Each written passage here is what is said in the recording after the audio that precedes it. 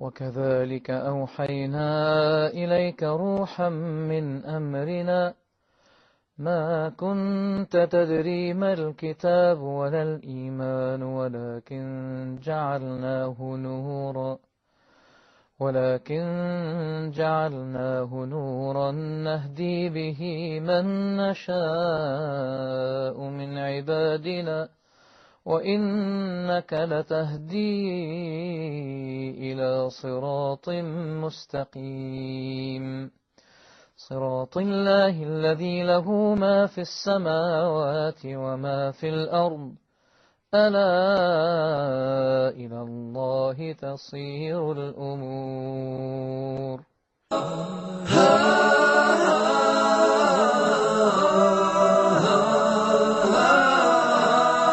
The film you're about to see explains how a human being is created and which stages he goes through to come into existence. This film is about you.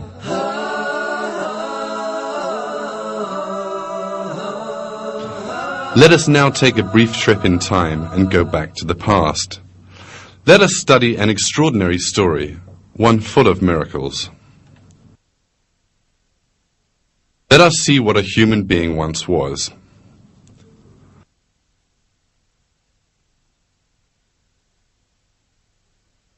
A single cell in the mother's womb. A helpless thing in need of protection, smaller than a grain of salt. You too once consisted of this single cell, just like everybody else in the world.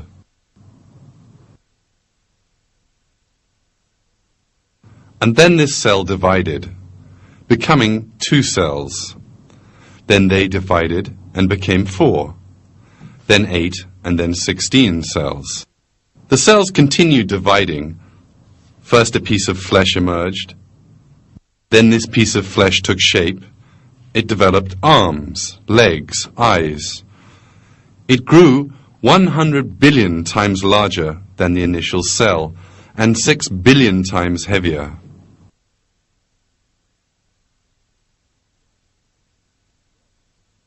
God performed a string of miracles and created the human being you are watching in this film, who was once just a drop of water. He revealed to man how he created him in the Quran in these words. Does a man think that he will be left uncontrolled, without purpose? Was he not once a drop of ejected semen? Then he became a clot. So he created and fashioned him and made him into 2 sexes, male and female. Is he who does this not able to bring the dead to life?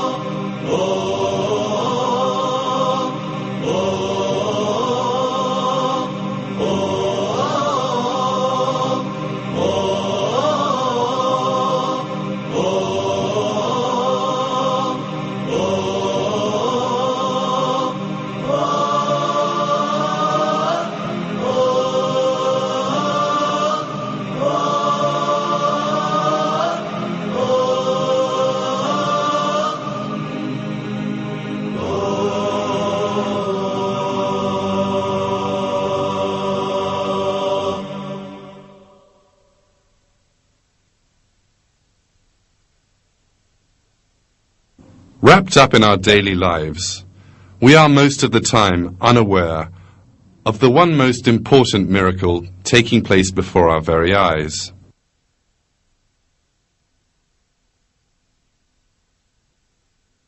This miracle is the miracle of creation in human beings. The first miracle of creation begins in a woman's body, in the organ called the ovary, with the maturing of a single egg cell.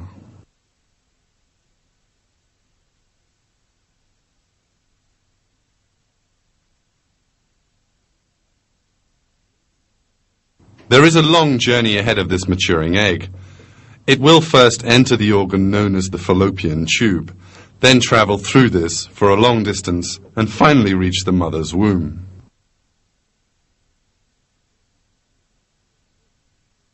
Shortly before the mature egg is released from the ovary, the fallopian tube gets ready to catch it.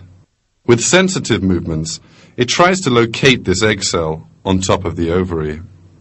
As a result of this search, the fallopian tube finds the maturing egg and pulls it into itself, and the egg's journey has begun at last.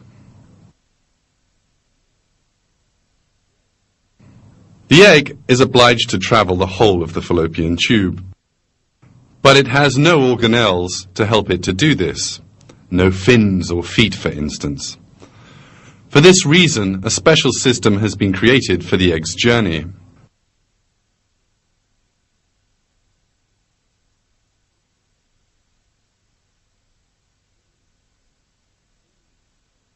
Billions of cells on the inner surface of the fallopian tube have been charged with ensuring the egg reaches the womb.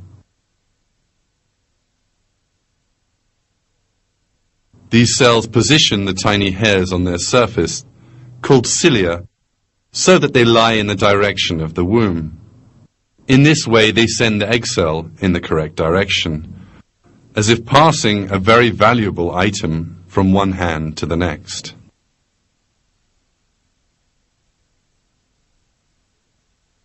Consider this for a moment. These tiny hairs are part of a highly intelligent plan and have been situated just where they need to be in just the shape they need to be.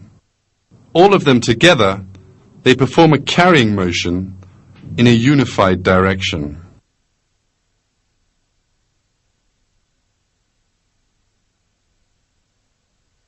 If one part of these cells did not carry out their function, or if they performed their function in different directions, the egg would not reach its target and birth could not take place.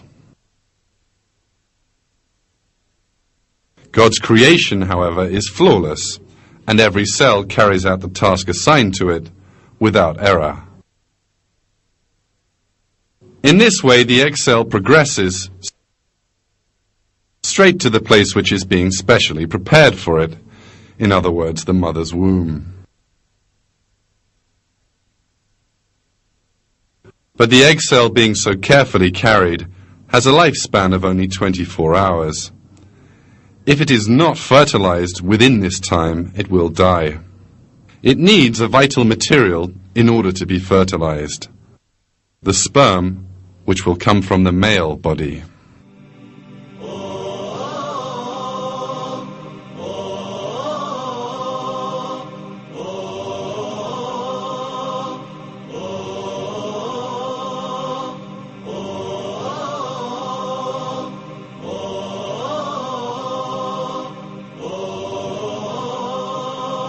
A sperm is in fact a cell, the function of which is to convey the genetic data of the male to the egg cell in the woman's body. When it is examined closely, sperm looks just like a machine specially designed to carry this load. The front of the sperm is covered with armor.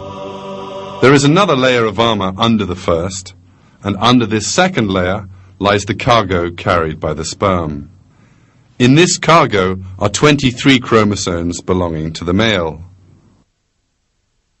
All the information concerning the human body, right down to the finest detail, is carried inside the chromosomes. In order for a new human being to emerge, the 23 chromosomes in the sperm have to unite with the 23 chromosomes inside the mother's egg cell. In this way, the first foundations of a person's 46 chromosomes will be laid. The armor system at the head of the sperm will protect this valuable cargo from all danger right through its journey. But the design in sperm is not limited to this. There is a very powerful engine in the middle of the sperm. The end of the engine is connected to the tail of the sperm. The power produced by the engine turns the tail like a propeller and enables the sperm to move swiftly. Since there is an engine in the middle, it will need fuel to make it work. This need has been thought of, and the most productive fuel for the engine, fructose, has been placed in the liquid surrounding the sperm.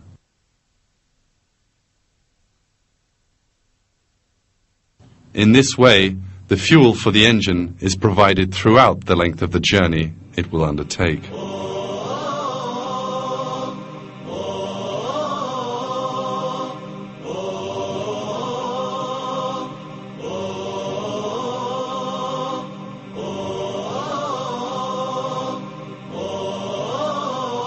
Thanks to this perfect design, the sperms head rapidly straight for the egg cell.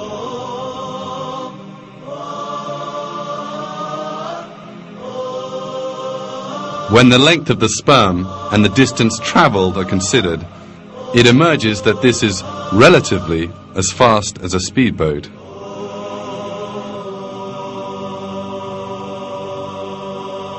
The production of these miraculous engines is carried out in a most expert manner.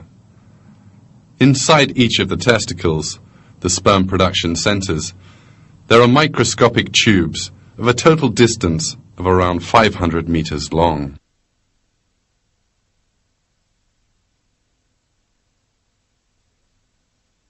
The production inside these tiny tubes works just like the conveyor belt assembly system inside a modern factory.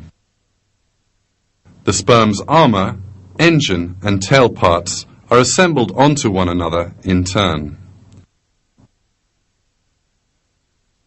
What emerges as a result is a real wonder of engineering. We have to think a little in the face of this reality. How do these unconscious cells know how to prepare the sperms in the appropriate form, despite the fact that they know nothing about the mother's body?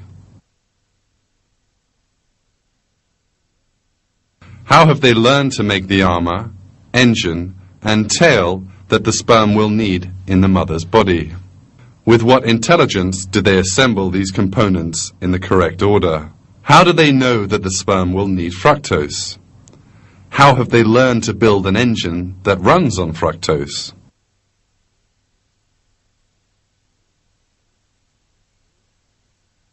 There is but one answer to all of these questions. The sperms and the seminal fluid that they are placed in were specifically created by God for the continuation of the human race. Pusule gelmiş olması gerekir. Halbuki şöyle bir düşünürseniz, sperma hücreleri baba organizmasında yapılmaktadır. Görevleri ise anne organizmasında husule gelmektedir. Ve dünya kurulalı beri, yani insanlık aleminin tarihinde hiçbir sperma yaptığı görevden sonra, anne organizmasındaki görevinden sonra baba organizmasına tekrar dönüp kendisini yapan hücrelere neler yaptığını, hangi güçlüklerle karşılaştığını, görevinin ne olduğunu söylemek imkanına sahip değildir. O halde nasıl oluyor da sperma hücresi organizmada mevcut binlerce çeşit hücreden çok çok ayrı bir yapıya sahiptir?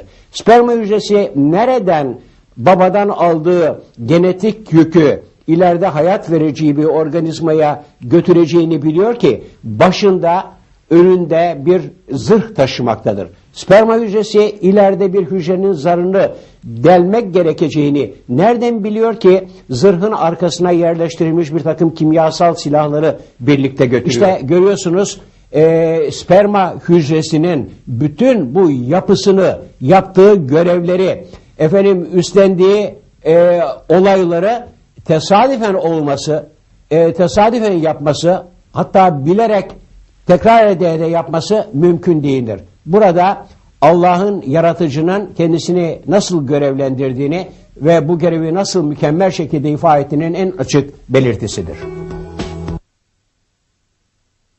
This wonderful planning in the design of sperm is in itself a miracle of creation. In fact, God draws special attention in the Quran to the creation of the seminal fluid in which the sperms exist.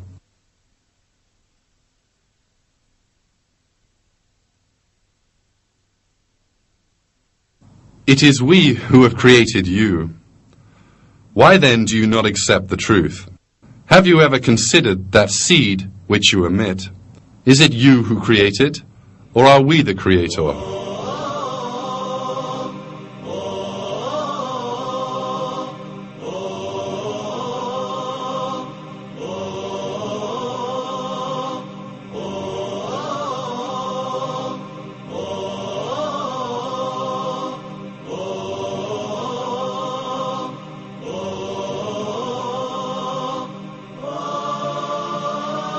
Some 250 million sperms at a time are sent to the mother's womb.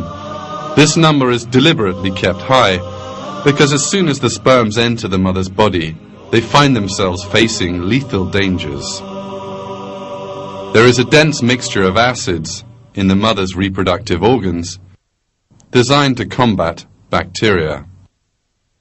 This acid mixture is also fatal to sperms.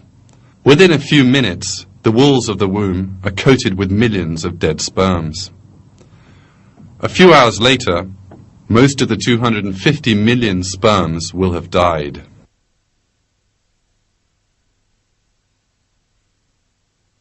This acid compound, which is most important for the mother's health, is so powerful that it can comfortably destroy all the sperms that enter the womb. In that event, fertilization could not take place, and the human race would come to an end. But God, who created the sperms, has also created precautions against the dangers that they will face in the mother's womb. While sperm is being produced in the man's body, a basic compound is added to the fluid that contains the sperms. This compound partially eliminates the effect of the acid in the mother's womb. Thanks to this, a number of sperms pass the mother's womb and manage to reach the entrance to the fallopian tube. If you'll notice, the sperms all travel together in the same direction. But how do they find this right direction? How do they know where the egg, no larger than a speck of dust, is? The sperms find the way to the egg because another perfectly created biological system comes into action. The egg gives off a chemical signal to attract the sperms, which are about 15 centimeters away from it.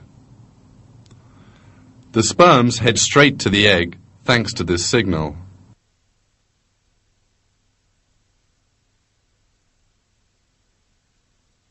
In short, the egg cell, which knows nothing about the sperms and has never come into contact with them before, calls them to it. Two cells, perfect strangers to one another, engage in communication. This reality is another proof that egg and sperm are created in the most ideal form for each other.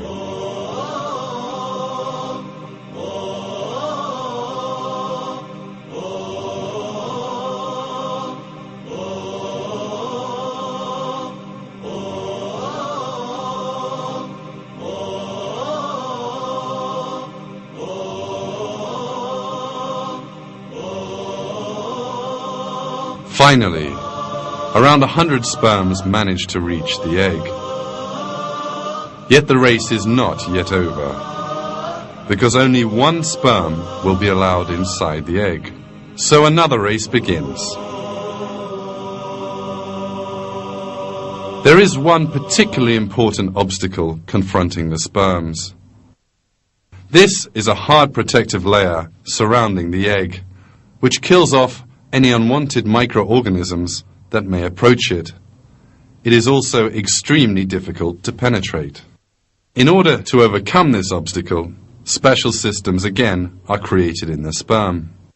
Underneath the armor in the sperm's head, it houses secret weapons which it has so far concealed. These are tiny dissolving enzyme sacs.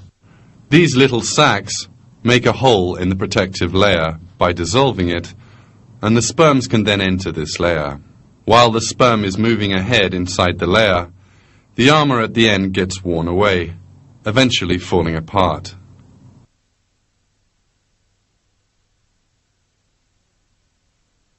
The falling apart of the armor is part of the perfectly functioning plan, because thanks to this, the second set of enzyme sacs inside the sperm can emerge. These enable the sperm to overcome the last obstacle facing it, in other words, the piercing of the eggshell.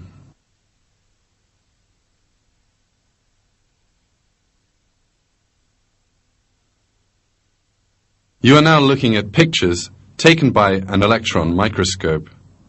The sperm has red-colored armor.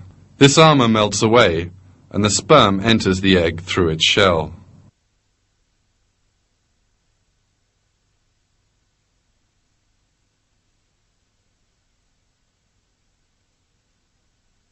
The flawless conception in the coming together of sperm and egg does not end here. As soon as the sperm reaches the eggshell, yet another miracle takes place. The sperm suddenly abandons the tail, which has brought it all this way. This is essential, because if the sperm did not do so, the tail, which is constantly in motion, would enter the egg cell and destroy it. The discarding of the tail section resembles the way a rocket might jettison its spent fuel tanks on leaving the atmosphere, having no further use for them. But how can the tiny sperm make such a fine calculation?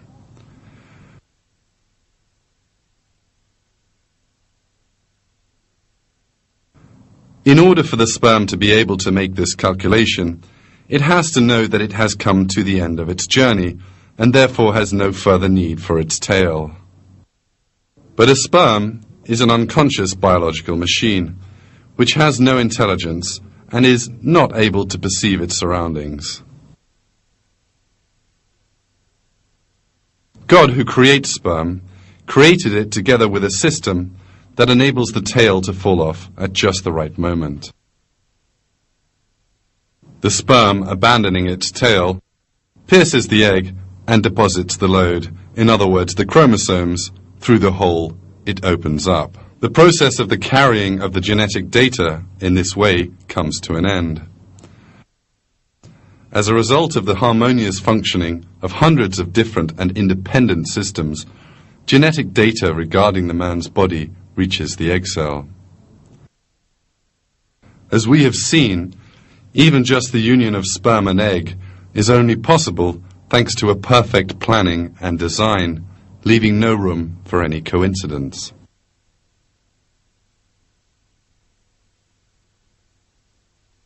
Even if people are not aware of it, the intelligence and planning seen in every part of these events are clear proofs that human beings are created by God.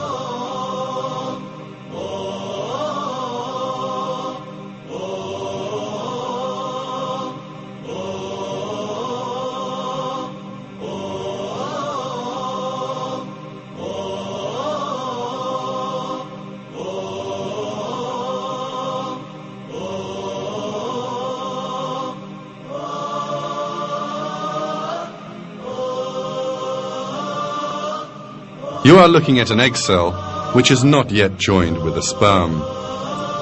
The genetic data of the sperm and the egg are side by side. But one of the greatest miracles in the world is about to happen. Two sets of genetic information are about to mix with one another to form an entirely new human being. And union has happened. This first cell is called a zygote. It may be hard to believe, but inside this cell is all the information regarding a person as yet unborn. The unborn baby's eyes, complexion and hair color, the shape of his face, and all his other physical features are encoded here.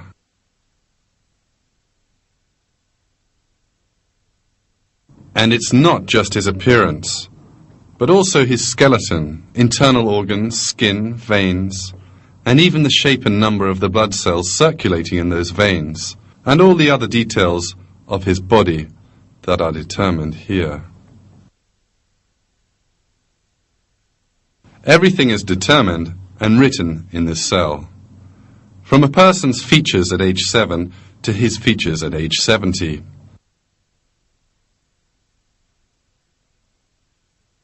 Shortly after fertilization, the cell will perform another very surprising action. It divides and 2 new cells form.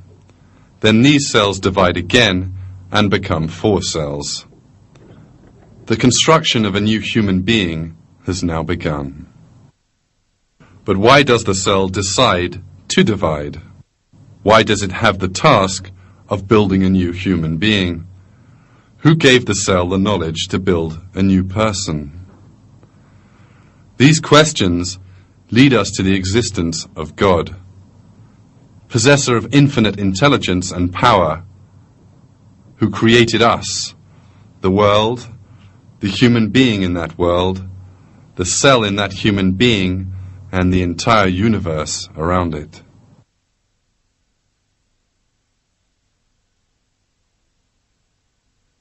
At this moment, you're seeing the journey inside the fallopian tube of the constantly dividing and multiplying cell. This collection of cells is known as a morula.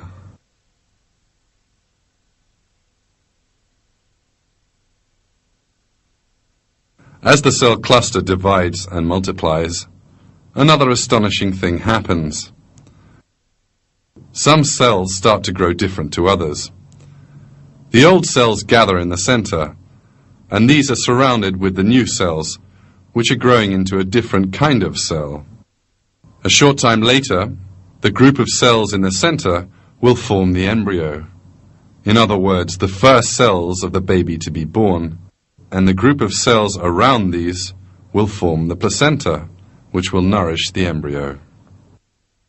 Cells beginning to grow different from one another and deciding to form the embryo or the placenta is accepted by the world of science as a great miracle. There is a secret order which makes these cells do this.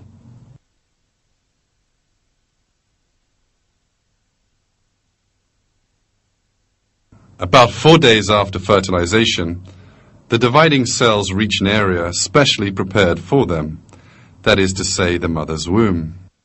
In order not to be expelled from the body, they have to cling on to the womb. However, the newly forming embryo is a round cluster of similar cells. It has no special hook or extension to enable it to cling on anywhere. So how does it stick to the wall of the womb?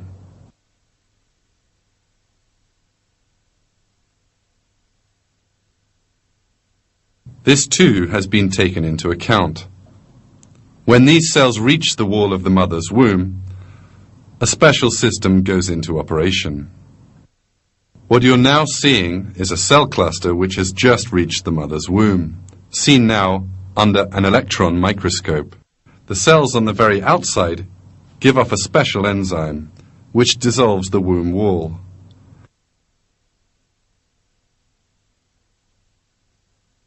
In this way, the cells cling tightly to the womb and avoid being expelled from the body.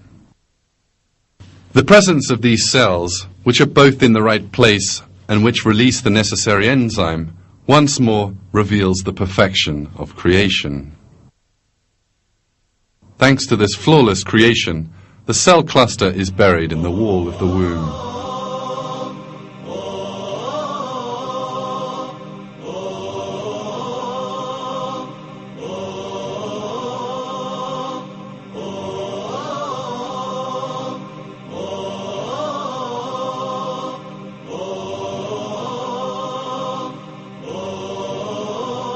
This new living creature, which sticks to the womb and begins to grow, is now known as an embryo. This truth, discovered by modern science, revealed an important miracle of the Quran. In the Quran, God uses the term alak to refer to the first phase in the mother's womb. Read in the name of your Lord, who created. He created man from alak. Read, and your Lord is most honorable.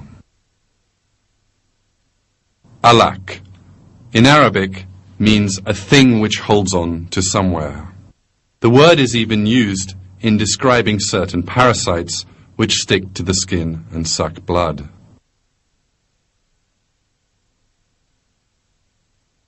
In other words, in the Quran, which was revealed to us at a time when man's knowledge of biology was still very limited, a word is used which exactly describes the embryo in the mother's womb.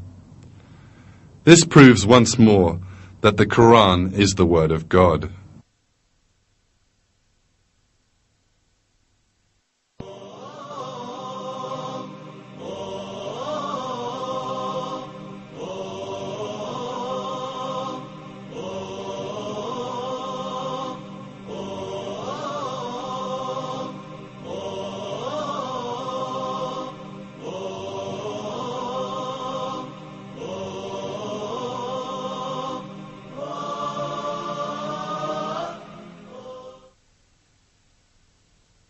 A countless number of single-celled creatures live in our world, which is a planet full of life. All of these single-celled creatures multiply by dividing and form exact copies of themselves as they do so. The embryo developing in the mother's womb also begins life as a single-celled creature, and the cell multiplies by copying itself. In this situation, unless there were a design, the cells of the unborn baby would all turn out to be the same, and what eventually would emerge would not be a human being, but a shapeless mass of organic matter. But nothing like that happens, because the cells are not unsupervised. A few weeks after the sperm and egg have come together, the cells start to differentiate, obeying a secret command which is apparently given to them. We are now witnessing this change, which is described as a miracle by all scientists. The unconscious cells have set about building the internal organs, skeleton and brain.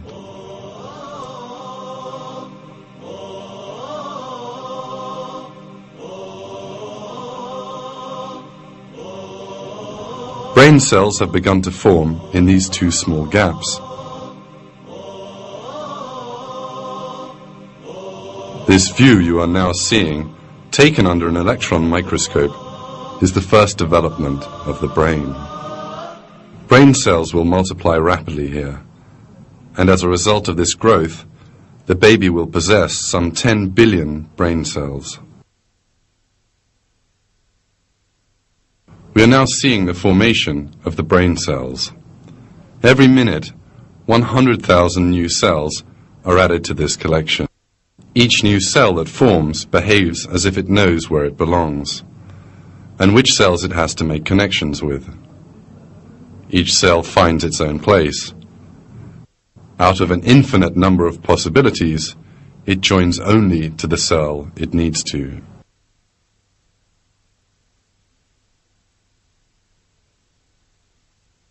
There are 100 trillion connections in the human brain. In order for brain cells to be able to make these trillions of connections properly, they need to demonstrate an intelligence far superior to that possessed by humans. However, cells have no intelligence at all. And not just brain cells. Each of the dividing and multiplying cells in the embryo heads from the place where it first formed straight to the point it has to occupy, and each one finds the place designed for it. And here, whichever cells they have to form connections with, they also do. So who is it who makes these cells which have no awareness follow this intelligent plan?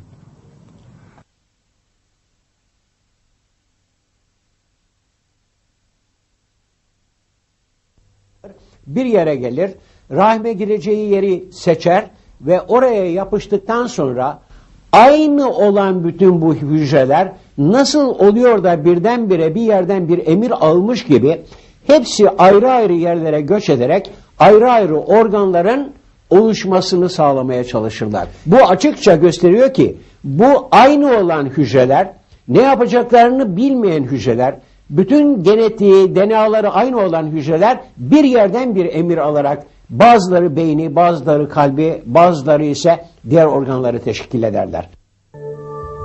Construction inside the mother's womb goes on unceasingly. Some of the cells undergoing change suddenly begin to expand and contract. Following that, hundreds of thousands of these cells come together, and these make up the heart. This heart will continue to beat for a lifetime. In a short while, we'll see a real miracle. These cells, which stand independent of each other, are in fact vein cells. Then these cells suddenly start to join onto each other and form connections between themselves. And the cells form the veins. Let's see that magnificent sight again.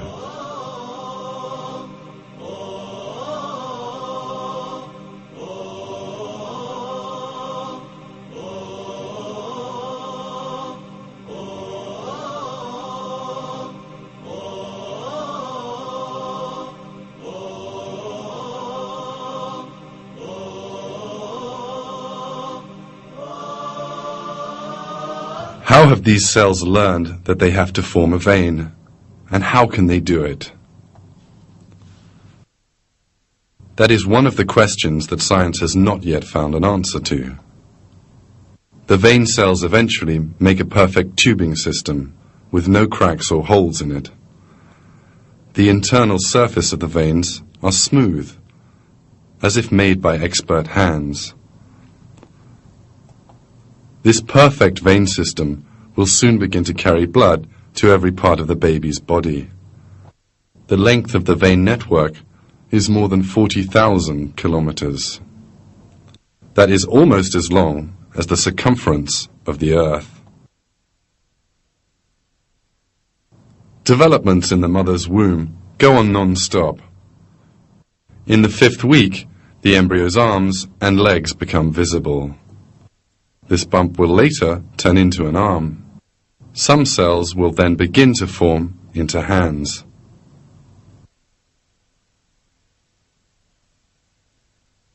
But in a while, some of these cells will do a most surprising thing. Thousands of them will commit mass suicide.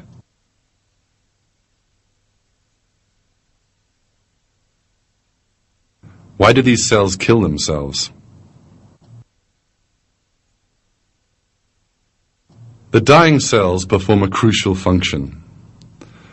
The bodies of these cells, which die along a specified line, are necessary for the formation of fingers. The remaining cells begin to eat the dead ones, and empty spaces appear in these regions. These empty spaces are the gaps between the fingers. Why do these cells make such a sacrifice? How is it that a cell can kill itself so that the baby can have fingers in due course?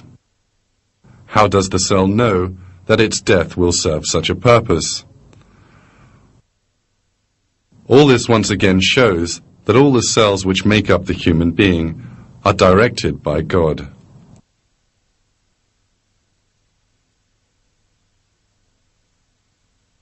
At this point, some cells have started to make legs. The cells cannot know that the embryo will need to walk in the outside world, but still they make legs and feet for the embryo.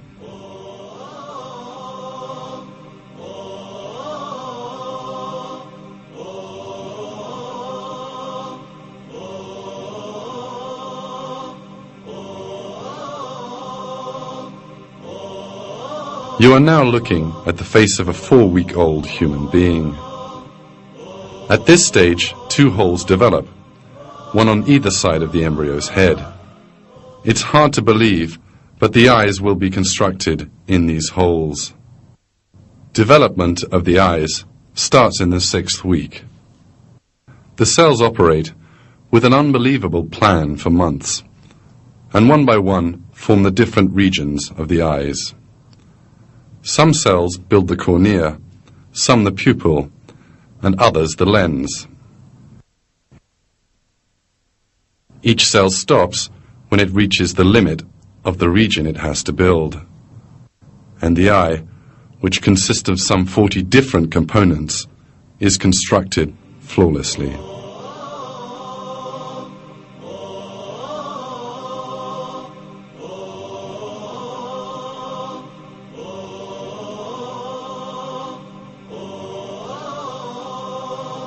In this way, the eye, which is accepted as the world's most perfect camera, is brought into existence from nothing inside the mother's womb. It has been borne in mind that the person to be born will open his eyes to a world full of color, and an eye has been built which is ideally suited to its perception.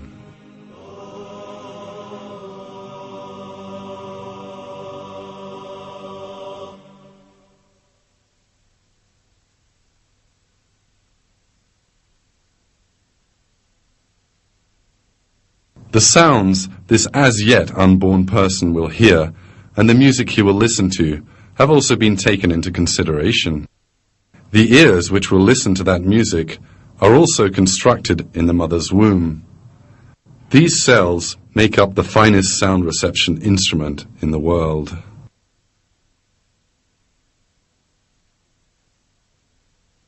These scenes remind us once more that sight and hearing are in fact great blessings that God has bestowed upon us. God puts it this way in the Quran: "And God has brought you out from the wombs of your mothers while you know nothing, and He gave you learning, sight and hearts, that you might give thanks."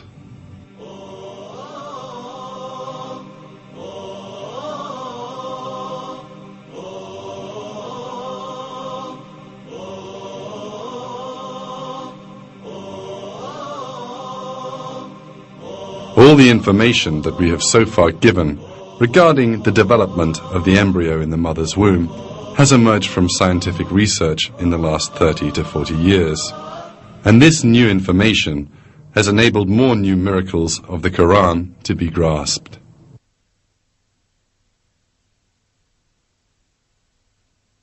Until quite recently, it was thought that the bones formed at the same time as the muscles. But the latest research has revealed a truth that human beings were unaware of. First, bone tissue develops in the embryo, and then muscle tissue forms around the bones.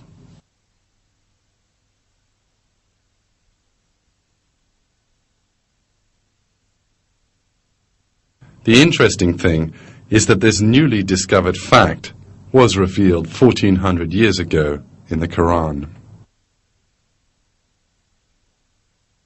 We then formed the drop into a clot, and formed the clot into a lump, and formed the lump into bones, and clothed the bones in flesh, and then brought him into being as another creature. Blessed be God, the best of creators.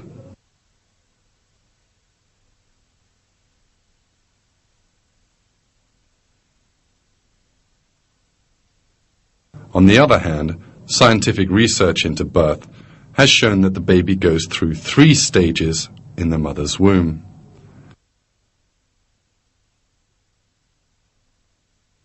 This fact is described in the following way in a textbook on embryology, Basic Human Embryology.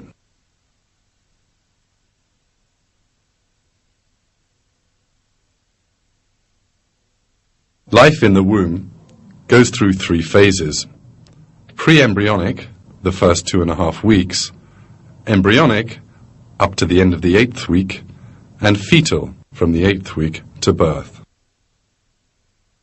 This information, which was come by with the use of modern technology, the result of long years of research, was nevertheless given in the Quran some 1400 years ago. These 3 phases in the mother's womb are announced in the Quran in this way: He creates you stage by stage in your mother's wombs in a 3-fold darkness. That is God, your Lord. Sovereignty is His. There is no God but Him. So what has made you deviate?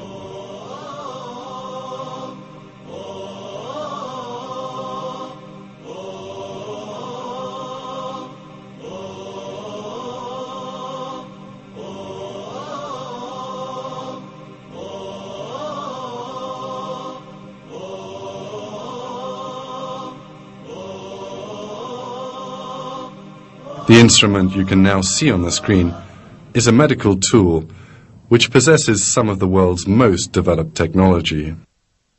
It is a life support system which people in intensive care are linked up to. But this entire room full of high technology pales by comparison to another far more developed system of biotechnology. This superior piece of equipment is the placenta, which surrounds the embryo in the mother's womb and meets all its needs. The placenta is like a kidney dialysis machine, a heart-lung machine, and an artificial liver. It carries out all these functions at the same time. It is a wonderful design which enables mother and baby to live. The cells which make up the placenta recognize the food particles from the millions of molecules in the mother's blood and allows these to reach the baby. Another of the placenta's duties is to protect the embryo. The defensive cells in the mother's body flow towards the womb to attack the growing embryo. But cells on the very outermost layer of the placenta form a kind of filter between the mother's veins and the embryo. They allow the nutrient molecules to pass, but not the immunity cells.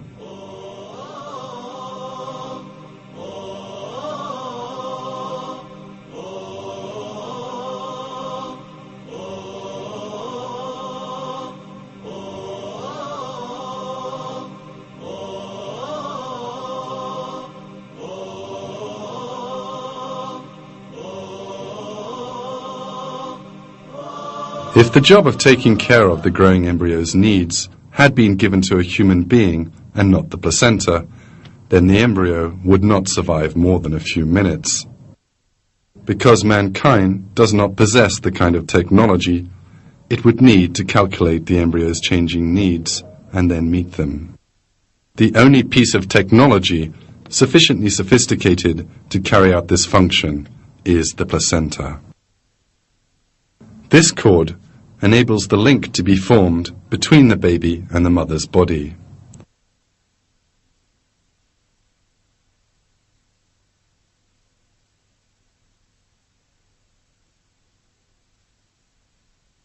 This cord, which is cut and thrown away after birth, is in fact a true wonder of engineering and carries out vital tasks for 9 months.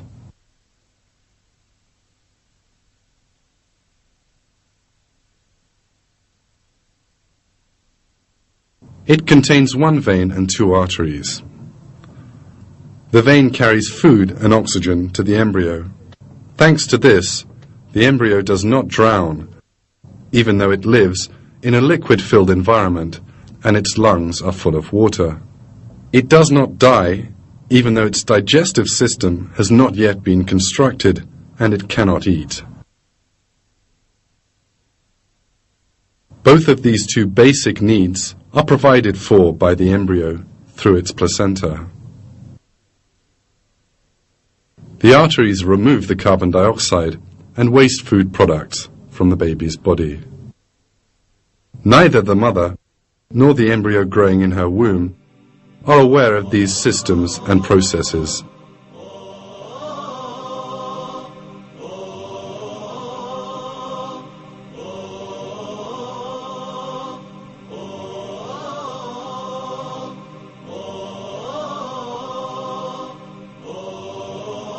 As the months pass, the baby in the mother's womb takes shape and grows.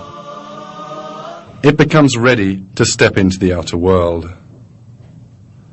The time has now come for the final stage, birth. But there is a great deal of danger for the baby waiting in the mother's womb.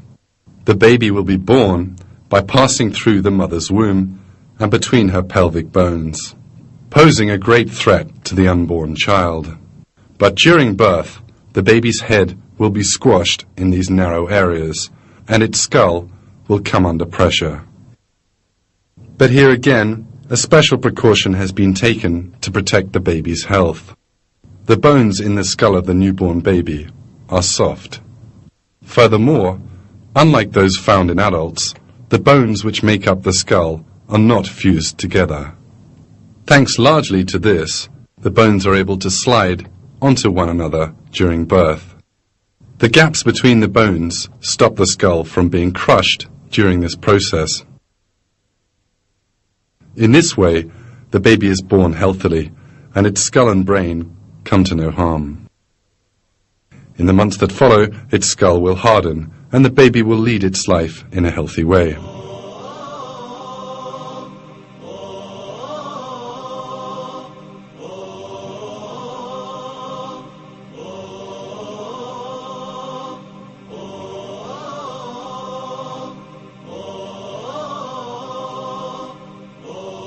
Have happened to every human being in the world.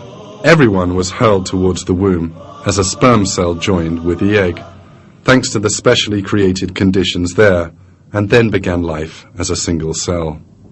Even before they had the slightest idea of their own existence, God gave their bodies shape and created a normal human being from a single cell. It is the duty of everyone in the world to consider this fact.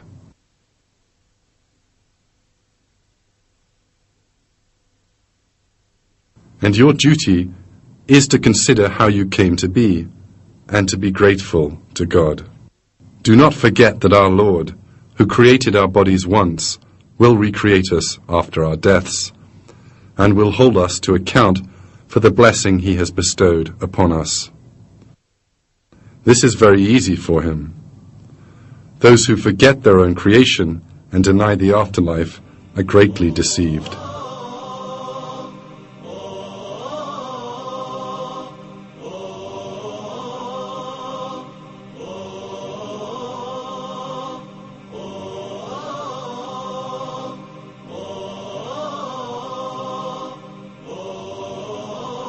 God speaks of these people in the Quran.